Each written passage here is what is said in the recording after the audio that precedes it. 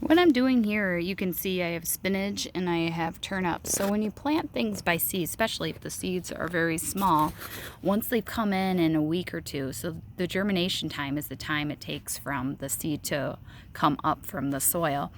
And it's really hard because some of the seeds, like these turnip seeds, are really small. So when I put them in, you sometimes have to put 2 or 3 seeds in a hole, whether you mean to or not. So then when they grow in, you end up with these big clusters of a lot of different plants. So what thinning is basically you find the best and bushiest and thickest looking turnip plant, and then you basically get rid of the rest. What I like to do is just set them off to the side, because sometimes I fill in areas because not every seed grows. So I'm going to very gently pull these out and kind of make a pile. And if you pay attention, there's a lot of useful information on your seed packets that'll tell you the spacing or the amount between each plant. So I can see I've got 2 turnips here, so I'm going to pull one. It's kind of fun. And then sometimes you get these weird ones that kind of go off to the side, and I don't want that there, because what happens is plants compete for resources: the sun, the water, and the space in the soil. So if they're too crowded, they're not going to grow right. Especially plants like turnips that grow a large bulb, and the bulb is actually what you eat. They need a lot of space, or you're going to end up with bulbs that taste bitter or are strangely shaped or just don't get large enough. So now I'm going to go over here, and then it's a good time. I can see that there's some plants like this. This is not a turnip or anything. It's a weed, so I'm going to pull that out, get rid of that. And I can start looking. It also gives me opportunity to see. I can see I'm already getting some sort of animal nibbling on my plants, which is good that I know this now, because I can use what I call a row cover. And I can show you what one of those is too. So I'll bring this over here. So these have been, I've had a lot of success with these.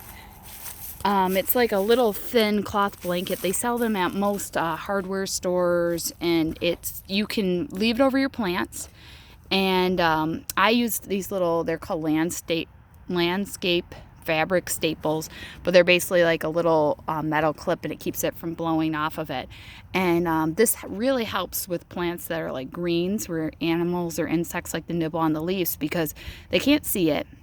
And first of all, and then secondly, they can't get to it. So, but the water and the light can still get to it. So that's a very helpful thing. I have a lot of issues in my garden. So you can see when I did my tour earlier, this cage right here, because I have a lot of groundhogs and squirrels and deer in my neighborhood, I have to have some sort of cage over this, or they just come through and they eat everything I planted. So I'm going to go back over. And what I did to save space is in between my rows of turnips, I planted spinach. So you can see there's a little spinach plant here. I'll bring it nice and close so you can get a good look. Nothing's nibbling the spinach for some reason, which is interesting. There's another turnip where I don't want a turnip, so I add it to my pile. And I'm just going through. There's another weed I don't want.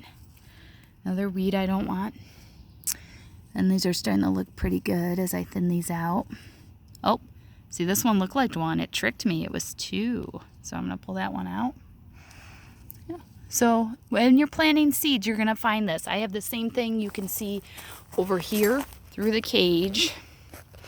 I'll bring it up so you can see a little better. I have to get it angled so you can see with the light. But growing in this cage is radishes.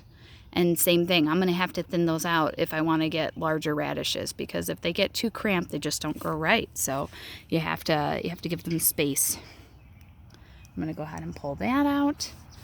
So now is the time to be planting seeds, and there's a lot to think about with that too. But it's a lot of fun and it's exciting.